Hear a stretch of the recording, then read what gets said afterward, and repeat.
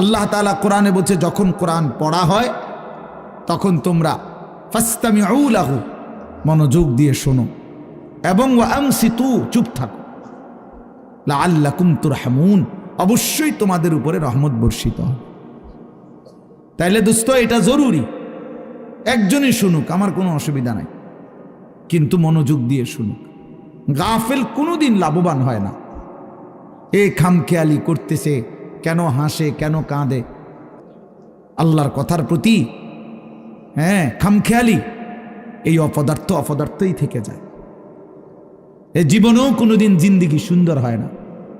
গাফেলের জীবন কখনোই সুন্দর হয় না। এ খামখেয়ালি আর কি, অবহেলা।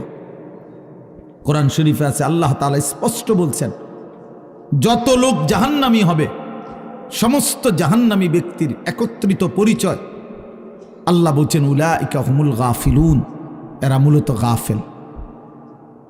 এজন্য ভাইয়া বুট বাদামও খাইও না। আমার কথা হলো অল্প সময় দিল দিয়ে আন্তরিকতা নিয়ে নিজের ভালো নিজের কল্যাণের জন্য আল্লাহর কথা শুনলে বরকত হবে। আল্লাহর কথা শুনলে বরকত হবে। লাআল্লাকুম তুরহামুন, আল্লাহ বলছে মনোযোগ দিলে চুপ থাকলে আমি আল্লাহ তোমাদের উপরে রহমত বর্ষণ করব,